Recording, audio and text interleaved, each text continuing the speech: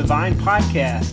This is Warren, and welcome to the first podcast episode of the new year. It's 2021, and so Here we are. We made it.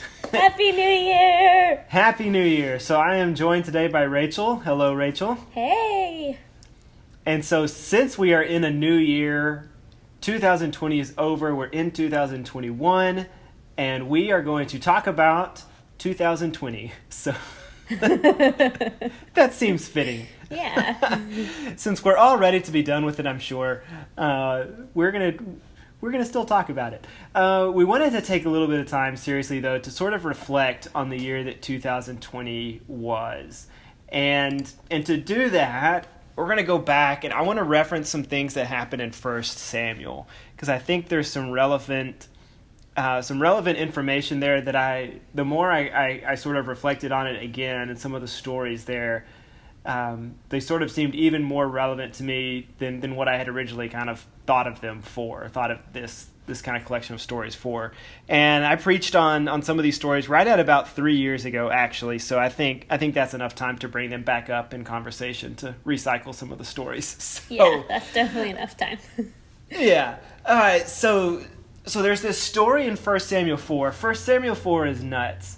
And I think it's very fitting for how as we kind of think back on the year that 2020 was, because 2020 was, it probably affected all of us differently. For some of us, it was maybe just disorienting or inconvenient or confusing or hard or stressful. For others, it was mournful and incredibly difficult. And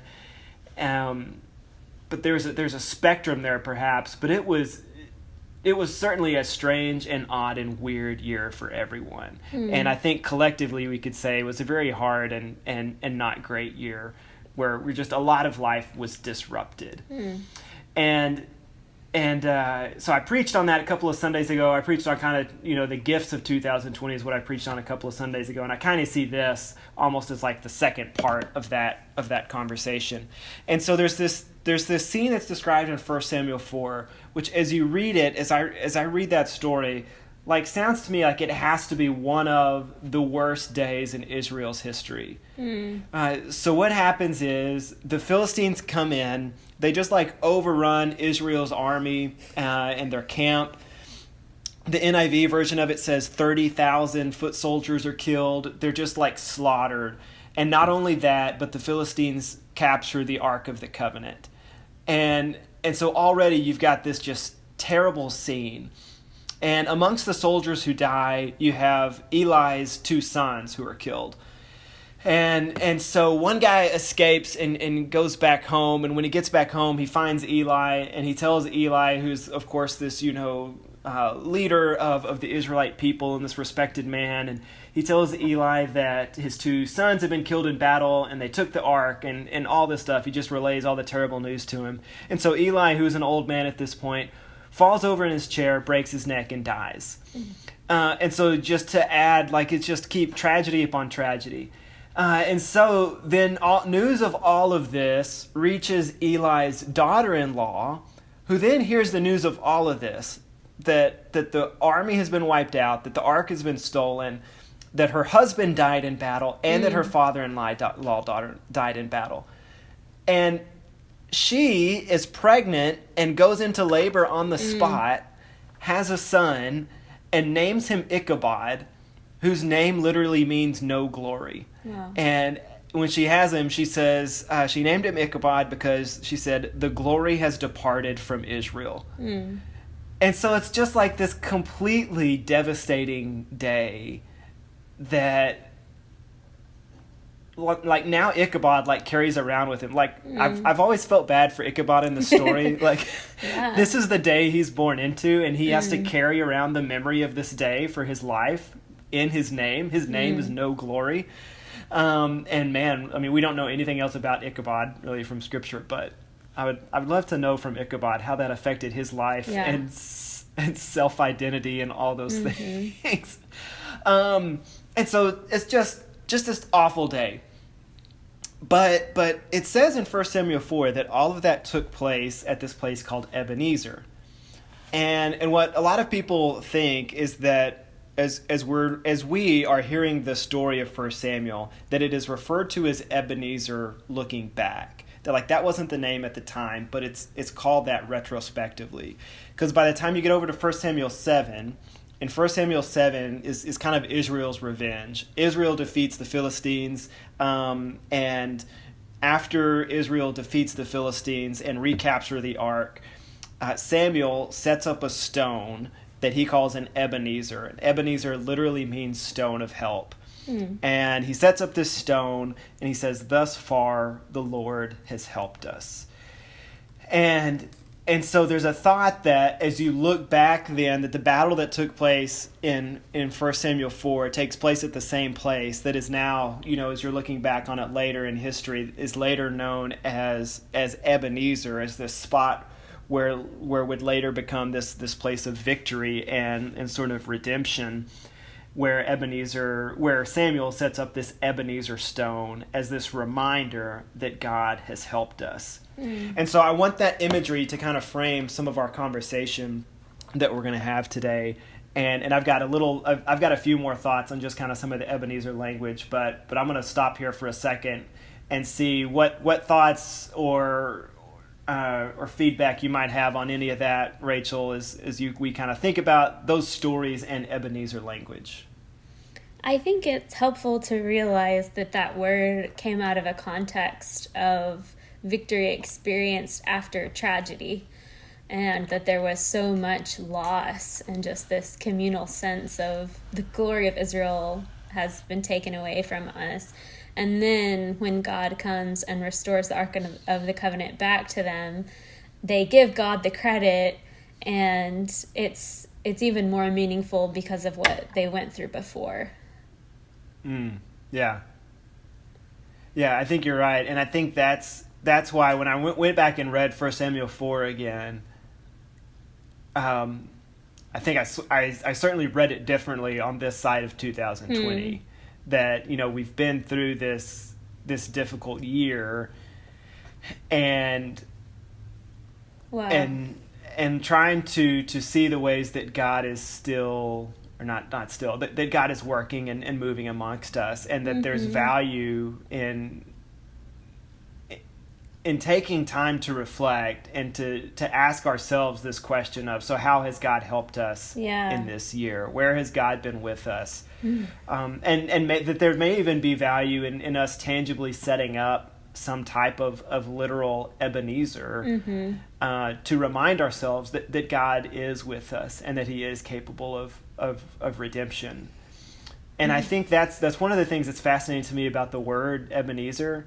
I don't know where the name Ebenezer Scrooge came from or why Dickens chose to name him Ebenezer. But when I think about the redemptive nature of that word and that place as you go from 1 Samuel 4 to 1 Samuel 7, it does bring up imagery to me of Ebenezer Scrooge. That Ebenezer Scrooge starts as this, as we know, cold-hearted person who's greedy and, all those things. But by the end of the movie, he's redeemed. And you have this picture of someone who is incredibly generous and filled with the Christmas spirit and all of those things at the end of this story. And yet when we use the word Scrooge or Ebenezer, especially around the holidays, we use it in the negative sense. Like, that person's such a Scrooge. We don't use it in the redeemed sense of it, which I think is interesting. And I don't really have any insight on what that might mean, but just that, sometimes, I guess what it could say is sometimes we fail to see the redemptive possibilities or elements of stories and that's so prevalent in this Ebenezer language in 1 Samuel. Yeah. So Ebenezer is like redemption after loss, or victory after destruction. So it's like coming through the tragedy and then seeing it on the other side and saying, God is the one who allowed me to make it all the way through to the other end. Yeah, that God brought us through something that was really hard. And we're here to tell the story of it, about how he has worked and to bring us through it. Yeah. And that doesn't mean that Israel lost tens of thousands of people. Right. And so it doesn't doesn't negate any of that loss, but it recognizes that God is still here working amongst us, and he's helped us, and he's brought us to this point. And I think that is, like I said, I had thought of this kind of Ebenezer language for this conversation, but I don't think I hadn't fully recognized what I think are just the deeper and obvious connections there of man, the importance of taking time at the end of this year to just reflect and to say, yeah, it has been hard. There have been losses, but here we are, and God has helped us, and God is moving, and where have I seen redemption? Where have I experienced those things? And how can I remain faithful so that God can continue to do redemptive things within my life, and remain open to that as we move into a new year? I feel like we're kind of creating a working definition of Ebenezer as we go. I feel like it makes me think of praise that's not ignorant of lament. We realize the loss and the sorrow that we've gone through, and it's praise that is not void of lament. The voice of everything that we've been through still speaks while we simultaneously rejoice. It's like Paul saying, rejoicing, always sorrowful, yet rejoicing. So I feel like that is probably a good description of this year. Yeah, absolutely.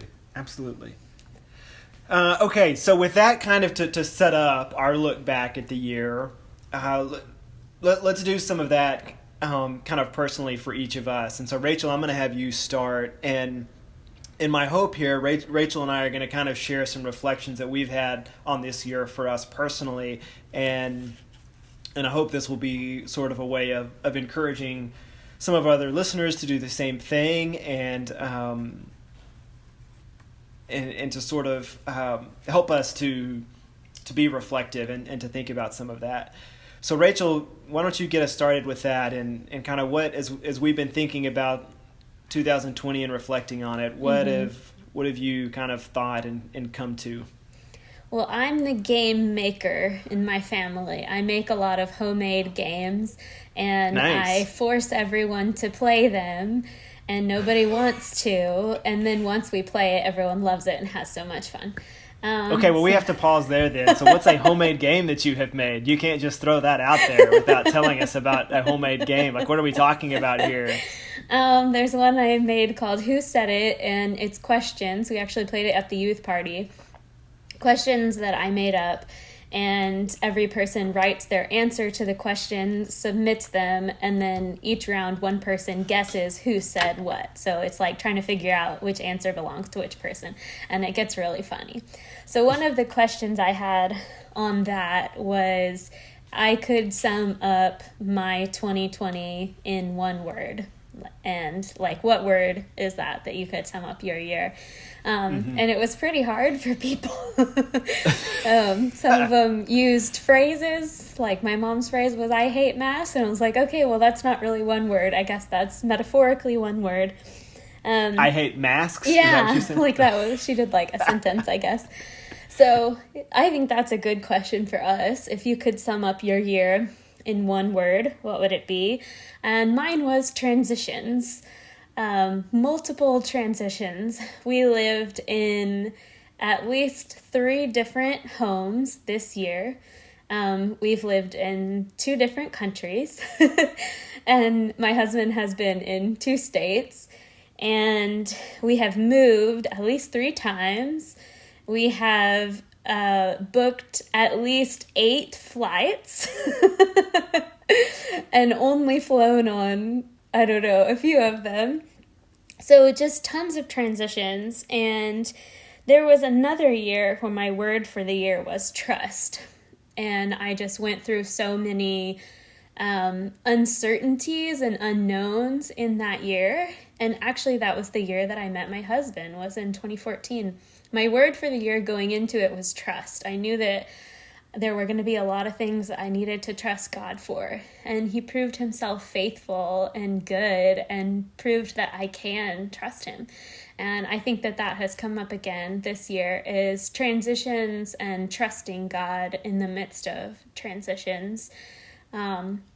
So I've been through a lot of ups and downs and just kind of being in between. And there's one way that I want to reflect on my year through the rose and the thorn reflection. So the rose is kind of like your high point, sweet moment, what was the best part, or your highlight. And then the thorn is maybe something that was painful or a loss or something that was your low. So my rose for the year was a period of silence and solitude that I had earlier in the year, probably around March, when everything first went into lockdown.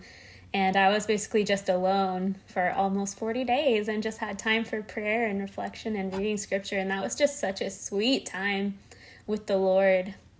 My thorn is when Hezi and I were trying to come to the U.S., and it was just really hard, especially when everything looked like it was finally perfect and we got to the airport and we had our boarding passes and they wouldn't let us on the plane. That was just probably the most stressful and traumatic moment of this year for me. And I know other people have been through much, much worse and much harder. But for me personally, I think that's my rose and my thorn for 2020. So as we think about this Ebenezer language, this idea that, as Samuel says, thus far the Lord has helped us. Where would you say, kind of looking back on it, where do you feel like you have experienced God's help this year? How long do you have? In a one-word answer. Okay, I definitely can't do the one word. I have an Ebenezer. So this is my wedding ring. And I'm going to tell you what happened today. Today is Hezi and my 4-year anniversary. Oh, wow. Congratulations. Yeah, thank you. And this morning... Not on the day that people are listening to this. The day that we're recording. The way that we're recording this, yeah. just to, yeah. So, this morning I was putting on my rings, and I have 2 rings, and I put on my ring for my right hand, and then when I went to put on my wedding ring on my left hand, it wasn't there. And so Hezi and I looked everywhere. We're looking through the room, through clothes and my bookshelf and everything in our room. And as we're looking, I'm praying out loud. And I'm like, Jesus, please help me. Help us find this ring. Give us wisdom to know where it is. And I'm almost in tears. I'm like thinking, how can I go 4 years of never losing this through being in Kenya, through going through deserts and on airplanes and everywhere that I've been for 4 years and have it safely, and then on our anniversary in America at home, lose it, And so we're looking through the bathroom, we're looking everywhere, and I'm praying aloud, Jesus, give us wisdom, may I not lose this ring, please. And then I just have this thought, to look in the vacuum. So I go and I get the vacuum. Inside all the dirt and dust and dog hair, I see a shining thin silver band. And I'm like, oh my gosh. And I go to Hezi and I yell, I found it. And so we take the vacuum outside and we pour out all the dirt. And I just grab my ring out, wash it, place it securely back on my finger. And I came back just rejoicing and praising Jesus. And even when we were looking, I was thinking of the parable of the woman who loses a coin and she sweeps her whole house looking. And then when she finds it, there's great rejoicing. And I just feel like Jesus was reminding me again that nothing is lost, that everything that we think is lost, Jesus knows where it is, whether it's a missing wedding ring or a loved one who's no longer living, like my uncle who passed this year, that anything that feels out of control, it's still in Jesus's control. Anything that we feel like we've lost this year, because I think there are a lot of things we feel that we missed out on or that we lost, they're not lost in the economy of Christ and in God's church. Colossians 1:17 says, and he is before all things, and in him all things hold together. And so I think this year was a year of me learning that even when I am not in control of things or people, Jesus still is. And that's better than me being in control, because there are a lot of things I had to let go control of. And it's actually freeing to realize Jesus is the one in control. He holds everything. So when it feels like it's lost, it's really not lost. He knows where it is. You just have to ask him. I like that, because I think, even as you were saying that, I think if there are two kind of unifying things for all of us about this year that we've all experienced, I think it would probably be disruption and loss. And again, that those things happen, there's a scale, right, of those things, that for some the disruption was more, and for some the loss was more. But we've all experienced that in some way. All of us felt like at times, like we lost something, or we were missing something, or whether that was an experience, or a school year, or time at work, or whatever it might have been. Of course, all the way to, as you said, loved ones and loss of jobs and things like that would be more extreme. And so that reminder of God being in control and God holding it all, even in times of disruption, is certainly good and helpful. Yeah. I think that's one of my major lessons this year, is just because it's not in my control doesn't mean it's out of control. That's good. And I think that's part of the value on reflecting, I think. And again, like I know this, like we get to the end of 2020 and we just want to turn the page and move past it.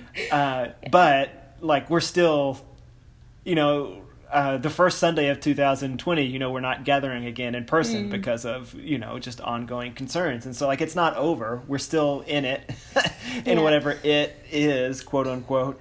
And so we can't really turn the page anyway. But I think there's value in reflecting and to kind of pull it back to those stories in 1 Samuel. I think you see the value of reflection when 1 Samuel, because when the narrative is told about that story in 1 Samuel 4, it says the Israelites camped at Ebenezer. And again, when that actually happened, that place, it wasn't called Ebenezer. It's only called Ebenezer looking back on it, And so when people read that story after the fact, and they read about all the terrible stuff that's about to happen, the Ebenezer language still frames it. That like, even in the midst of this, like even that when we didn't know how the story was going to end, as we reflect on it, we're reminded that God brought us through it. And you can only do that as you look back. Like there's a quote that I use a lot from Steve Jobs, where Steve Jobs used to say, you cannot connect the dots looking forward, you can only connect them looking back. And to do that, you have to be willing to reflect and to remember and to go back and think about, okay, where has God been with me? Where have I experienced God's help? How has God been moving? And then what does that mean for me going forward? And how can that help me be a more faithful person, a more enlightened person, a more trusting person going forward, so that I can be a better version of myself in the future. So how do you see God helping you as you look back on 2020? Good question, Rachel. So as I've been thinking back, and so I tried to go back and a little more intentionally than I had before, kind of think about the year. And I was surprised at how neatly this year kind of fit into very distinct boxes or blocks for me. Like that's the first, when you asked like 2020 in one word, blocks was the word that I thought of. And like there are certainly more evocative or I don't know, doom and gloom sounding words that we could probably use for 2020 as well. But that was what I thought of, because as I went back and thought about it, like I had completely forgotten until Ashley and I talked about this, that we spent the beginning of our year with Ashley recovering from surgery. Wow. She had surgery, so she broke her leg in July of 2019. So that was one thing that I was reminded of, was because she broke her leg in 2019, had surgery then, was off of it for like 6 weeks. And so that really dominated the last half of 2019 for us. And so like life hasn't been quote unquote normal for an extended period of time, really for like the last 18 months, it kind of feels like, for our family. Not, like there was ever a quote unquote normal, but anyways. And so she ended up having to have screws and a metal plate put in her leg, and the wound never healed, and she wasn't really ever able to regain full motion in that leg, range of motion. So she had to have surgery a year ago today, as we were recording this podcast, to have some of that stuff removed.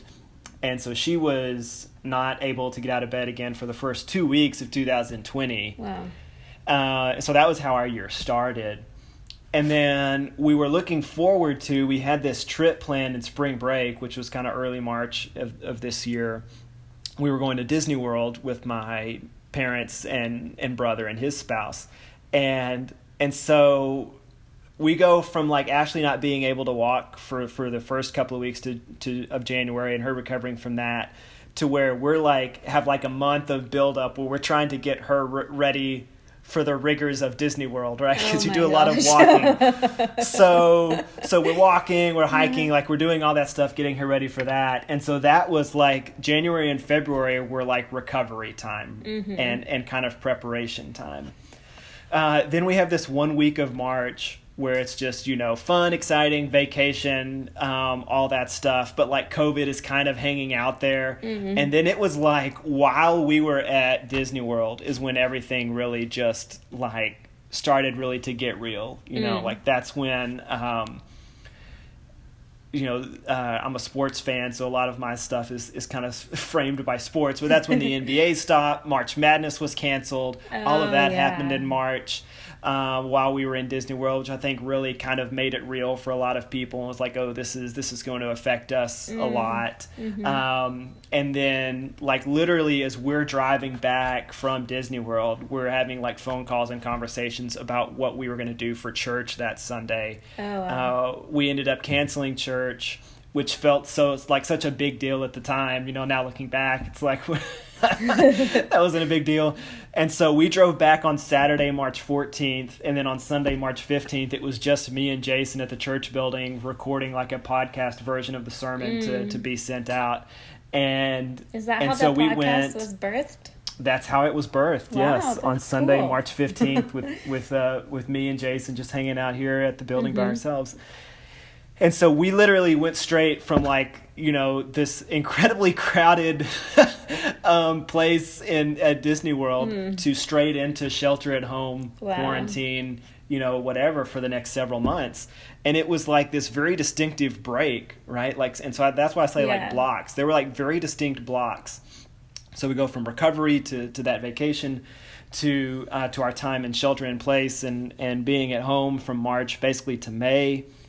And I should have said the January and February time we were also doing fostering and adoption classes, which literally ended the week before we went to Disney World. So again, it was like this very distinct time of preparation. Again, that was part of the preparation. It was preparation and recovery. It was kind of that season for us.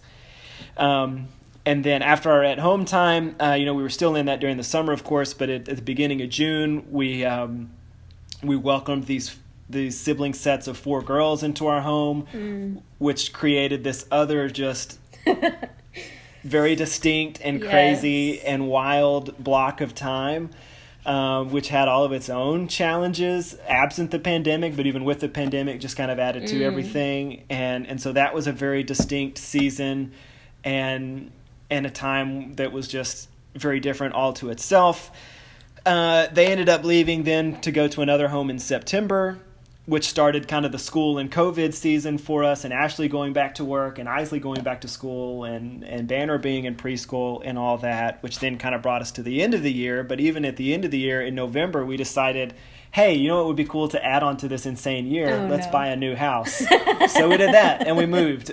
And we moved into our new home on Christmas Eve was actually our first night to spend in our new Wow. home. And so it was like these very distinct blocks of time.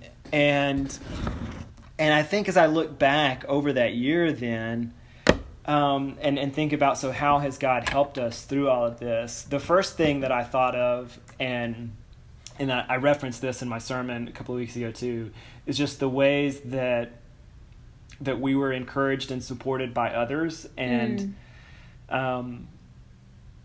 I think that was certainly prevalent and on display when Ashley broke her leg. We felt just loved and supported and encouraged. And it was the same thing when we had the foster girls. We had the 4 girls with us this summer, and Ashley and I struggled with all of that this summer in many different ways.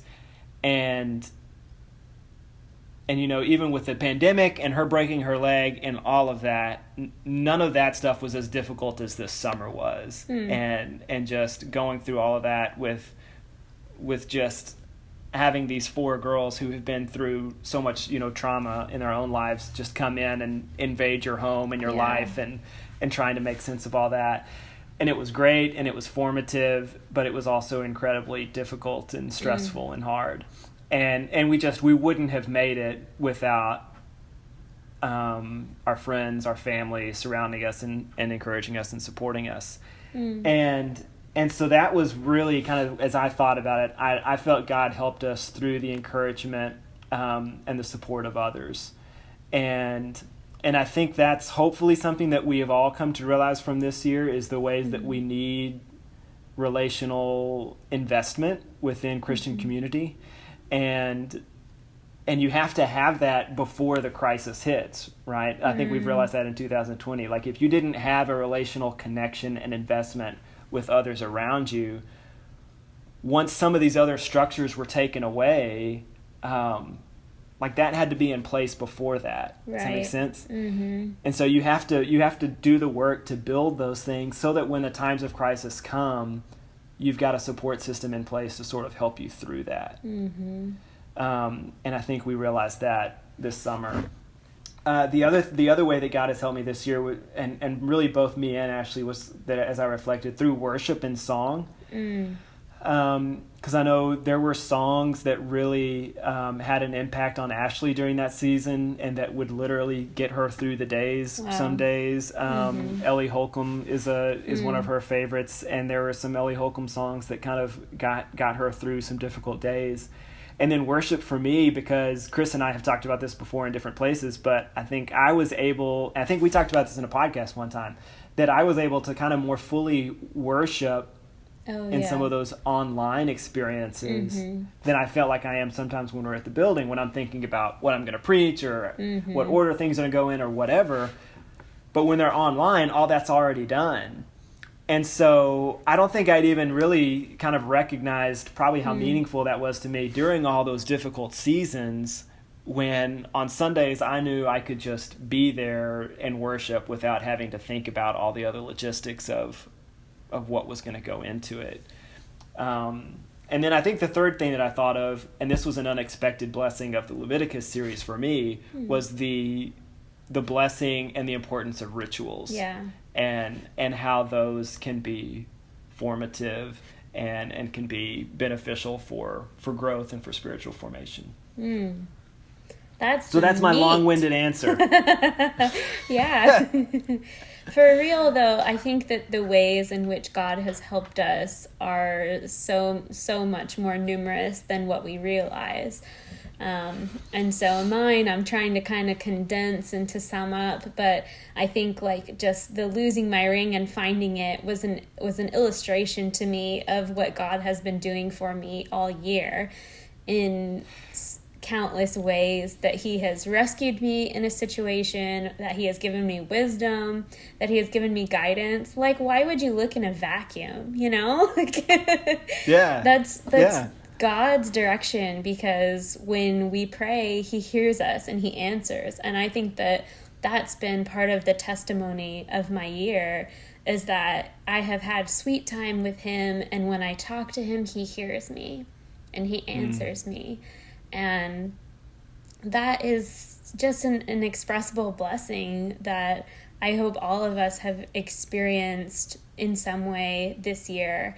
And I think some of us have learned how to have a closer relationship with God personally because we didn't have the church so close to us. We weren't meeting regularly for in-person worship. We didn't have our small groups in person, you know? So for some of us, it pushed us closer into that personal relationship with Christ. And for some of us, it made us find new ways to be Christian community unto one another. Yeah.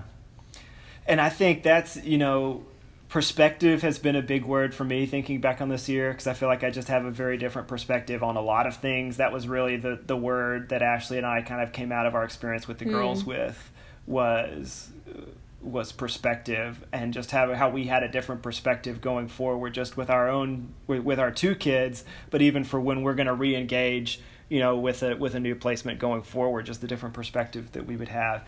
And I think that's, as you said with your ring example, how that was kind of that imagery works for a lot of different things. I think that imagery for me fits with a lot of different aspects of 2020, that just, it's given a different perspective that I hope that, again, practices like this help me to carry that forward. Because one of the things that I hope kind of is that I'm able to take from 2020 to move forward is that I feel like there are several things that I've sort of believed conceptually but failed to put into practice that I think 2020 has sort of revealed, and I hope kind of pushes me towards better implementing those things in practice going forward. Is there anything you could give as a concrete example of what would be something that you're putting into practice now that was just kind of head knowledge before, or how your perspective has actually changed? I think, well, some of it would certainly be personal. I think that's where some of the ritual comes in. And I'm still struggling to fully put this into practice, but I think I'd always sort of believed in my head that there are sort of ritualistic things about prayer and things like that were helpful, and I had done it in spurts, but never really fully. And so I think I had sort of always understood conceptually the value of some of that, but had kind of failed to put it into practice. And I think, like, from a church perspective, I think there were some things that we had talked about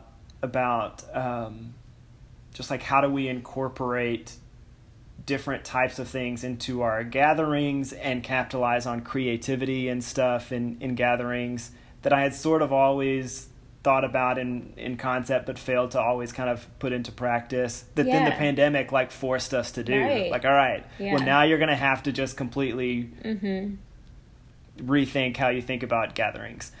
And so I think some of that is good and will help us going forward to think about how do we utilize people's gifts, how do we creatively engage people in the gospel. And even for me, how I think about preaching, what should preaching be leading us towards? There have always been some things I've believed conceptually, even about preaching, that it's then you just get into the routine of life, and the next Sunday's coming in 6 days, and sometimes you just got to put a sermon together without thinking, okay, but here are the things True that I believe. confessions, church. Yeah, here are the things that I believe a sermon should do, and am I working towards that every week? And so there's several of those types of things that I hope I'm more aware of going forward. And like I said, I think relational investment within the church is part of that. Yeah. And that's why, as we thought about what does our schedule look like when we kind of restart in-person gatherings, one of the reasons that we flipped class back to being before worship is because we saw that, man, one of the values of gathering in person is those things that sort of happen on the fringes, quote unquote, the conversations that happen before and after church, the opportunities to connect with people that you don't have when you're doing it remotely. And so we wanted to create space for that. And so that's going to have an impact on what we physically do with our space going forward, which we'll be sharing more about soon, but also an impact on like how we schedule our time together on Sundays. That we wanted to create this block of time between class and worship that would be intentionally geared towards fellowship and connectivity. And again, that was something that we sort of believed conceptually before, but now it's like, okay, so how do we make that though something purposeful about how we structure our time together? Yeah, that's good. So it sounds like there are personal lessons and your own spiritual lessons you've learned, but also communally and for our church as a congregation, things that 2020 has taught you. So it sounds fruitful to me. Maybe everything is not lost in this year. There you go. That's what you said earlier, right? So, yeah. And I think that's for me, like, it only isn't lost if we do the work of reflection and if we carry those things with us. So you actually have to take the time to look back and reflect? Right, yeah. And like that's, I was sharing with you before we started this that as I looked back on my year, it's almost like that strange season in April and March was the time looking back on it that feels the most quote unquote normal at this point, or like calm, I guess you could say. Was that time when we were just enjoying kind of family time at home with the four of us. And I'd mentioned that in my sermon. And even in the sermon, like I recognized that for some people, it meant isolation in that season. Right. And so I recognized that we were blessed that even though we couldn't hang out with friends and family outside of our home, we still had the four of us. Right. And I recognize, I think more so looking back, the blessing that was. But that was like the most calm and quote unquote normal time of the year looking back. And if I fail to do the work of looking back to realize that, I may miss intentional moments with my family going forward that I need to be investing in. Yeah. And if we're just ready to just kind of get back to the way that life was pre-pandemic, we miss everything that these 9 months and going forward, we're still in it. So we'll miss the things that this season has taught us. And again, that's the thing that's so impactful to me about that Ebenezer language is because then as the Israelites look back, that language impacts how they look back, and it's supposed to impact how they look forward. Yeah. It feels like it's not easy, though, like to take the time to sit down and reflect. And for some of us, it means kind of revisiting some pain also. And I think the desire would be to just rush through and to say good riddance, and to move forward. But I think that that's part of what the Christian story calls us to do, is to regularly reflect. And God always asked the Israelites to remember that he delivered them out of slavery. First of all, you have to remember that there was a time that you were in slavery in order to remember that you were delivered. And so I think that one of the lies of the world is that we should always look forward, only look to our future and forget your past.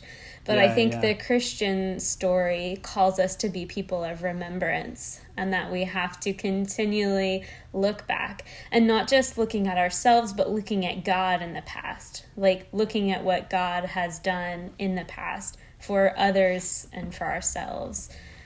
So I don't necessarily think it's easy, but worthwhile, and something that I'm interested in finding more ways to practically do. Yeah, very true. And I think part of the reason that we have sort of those worldly messages of that is in part because we're really good at looking back in unhealthy ways. Oh. We're really good at sort of dwelling in the past in this place of regret or shame. And like I could easily do that with 2020. I think we all could. Like, here's all the things I could have done differently in 2020. Here are the ways that I could have handle things with my family better or job better. Like, and I've thought of that repeatedly. Like, man, there are so many ministry things we could have done better Yeah. or done earlier than we did. Ways that we could have connected with people pastorally, individually, early on in the process. And so it's like I can live with regret or shame about that, Right. or I can look back, recognize where some of our weaknesses were, and say, okay, so how is that going to impact us going forward? And we're not able to do that if we don't look back in healthy ways. Right. But I do think there's this, but because of our tendency to look back in unhealthy ways, like the kind of answer to that, unfortunately, sometimes is just move forward and don't look back. I think that there are kind of three things I feel like we should consider when we look back. That one, we need a sense of holy reverence, is that we respect God and we honor him and give him glory for what he did. And two, that we need a sense of gratitude, like thankfulness for what God has done and all the blessings that we have. And then third is a sense of humor. I feel like we have to have a little bit of lightheartedness, some grace for ourselves, and just be able to kind of laugh at our mistakes and laugh at the things that went wrong and lightheartedly let go the things that we feel like we lost. Yeah, very good. And I think if there was, hopefully we're people of grace towards others too, but man, if there was ever a year to extend some grace to others, this is certainly an example of it. That, like, hey, none of us were prepared for 2020. And so if there's someone in your life who you wish had done something differently this year, like, this is a good year to cut them some slack and extend some grace and say, yeah, this was hard on all of us, and hopefully we're all learning lessons and moving forward and can extend to each other some grace. Yeah. And just like even practically with the pandemic, we have approached it differently. Like kind of everyone's rules for social interaction are slightly different. And I feel like even within families that can create tension and sort of grudges of like, well, you weren't careful and, and so I think we definitely need extra grace for each other and to say, you handled it differently than me, and that's okay. Yeah, you're right. And that's hard because I think that's one of the reasons it gets so tense in this time is because, I think people would say, well, your actions affect the well-being of others, right? And then we begin to, our ire can be welled up within us very quickly. And, but I think you're absolutely right. And part of that is learning, again, that I am not in control of others. I'm in control of myself, partially. Hopefully the Holy Spirit is in control of me. But just because it's not in my control doesn't mean it's out of control. And so I think this year has been a lot of letting go for a lot of us. Mm-hmm. Yeah, absolutely. And, there were so many moments of just kind of where I felt like lessons were learned and where we had some clarity on some things this year.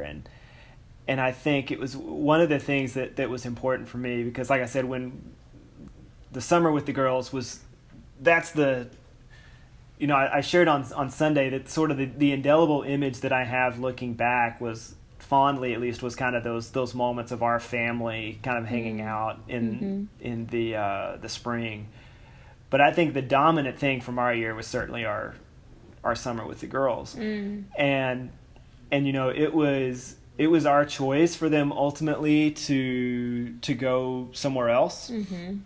And I struggled with that for a long time about whether that was the best thing to do, because when we first got them, we were thinking about it, even adoption was on the table, but it was like we had to make a decision like really quickly because of their situation, and at least in the way that it was kind of phrased or framed to us and for us was like they were going to have to split up unless they came with us. And so we just kind of said yes, and we're like, all right, let's just dive into it and see how this goes, knowing that we're not like signing up for adoption at this point, but that it was an option at least. And then we quickly saw that may not be the best route for our family to have 6 kids.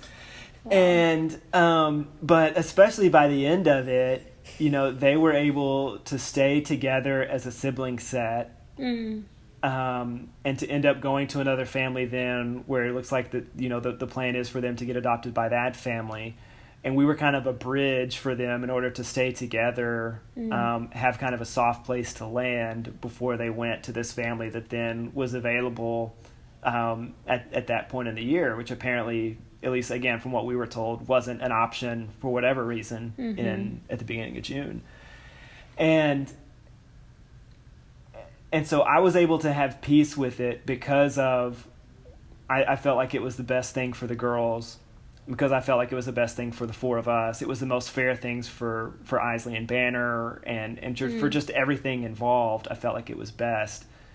And so I was able to have peace with it because of that. And I felt like we learned so much coming out of it. And I was tempted to think at times that, like,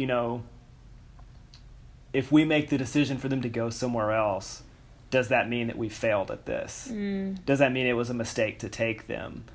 And I think that was good for me to have to wrestle with. And I don't think it was. I think it was good for everyone involved because of what it led to. Right. And I think there are times in, something may be good for a season, or something may be what you kind of endure for a season because of what it produces within you, or because of timing that you aren't aware of at the time that you can know looking back, that I think has been helpful for me to think about this year.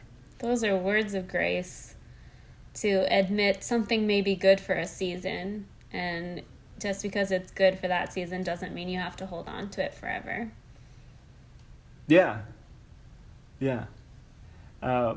That was certainly meaningful for me. In fact, there was a bike ride when we were going through all of this and trying to decide what we were going to do. I was listening to a podcast from one of our favorites, our collective favorites, the Bible Project, where Tim Mackey was talking about some of that and how, like, at some point you don't need to keep holding on to something just because, well, this is what I decided. And I think we do that sometimes. Well, I felt like this is where God was leading me. Yeah. And so now I need to stick with it because it's like, well, no, maybe the best decision is to say, all right, we're going to do something different now.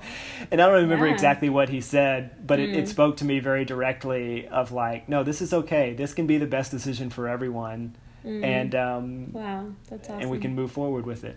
I think I wouldn't be in America if I hadn't been able to let go of how I felt God had led me in the past, because I felt like he had led me to live and minister in Kenya.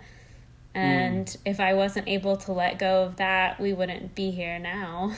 So I think there are definitely seasons, and even within 1 year, it's crazy how many there can be. If I divided up 2020 into like seasons, I would have like 7 or 8 distinct periods of everyone, like, kind of, I guess you said boxes or like file folders. And that God has been with us in each and every one, and he has been faithful and good. He doesn't change, but his presence remains with us every season, every block that we walk through. Yeah. Well said. That's a good closing note and thought for us. So we'll stop there. I've rambled myself enough for this podcast. So I thought I had my thoughts all organized and stuff, but man, as you think and reflect on this year, it's tough to sort of it's tough to encapsulate everything. And so as we continue to kind of reflect, we're in the last couple of days. Like I said, this podcast was being released the beginning of January, but Rachel and I are discussing this the end of December, and that's one of my goals still for the next week or so, is to put some of these things in more detail down in writing myself, so that I've got them going forward as well, and hopefully we can all be thinking about things that we might want to do, whether you call those New Year's resolutions or goals for the new year, practices you want to pursue in the new year. Maybe there's some reflective work that can help guide some of that as well. Maybe number 1 is to raise your Ebenezer, to say, hither by thy help I've come. That's right. All right. Well, Rachel, thanks for taking the time to do this with me today. Thank you. I know one of the ways that we really feel God has helped us collectively in our church is by the work He's done and equipped us to do to bring you and Hezi to our church family. So we're glad that you're here and looking forward to what 2021 brings with you continuing to work with us and be part of our family. Thank you. That's very kind. I love the Vine. Y'all are awesome. Happy New Year, Viners. Yeah. So will you close out our time in prayer for today, Rachel? Yes, I will. God, we just give you all the glory for everything that we've been through this year, for the loss and the pain and just the unfathomable circumstances we've walked through. You have never abandoned us. You have never forsaken us. You have walked through it all with us. Thank you, Jesus, for your goodness and your love and your faithfulness. We glorify you. I pray that you would bless each person at the Vine or anyone who listens to this, that you would soften their heart to reflect back on a year that might include some hard things, and that you would speak to them and just show them your grace and your goodness and open their eyes to all the ways that you blessed them, protected them, and cared for them.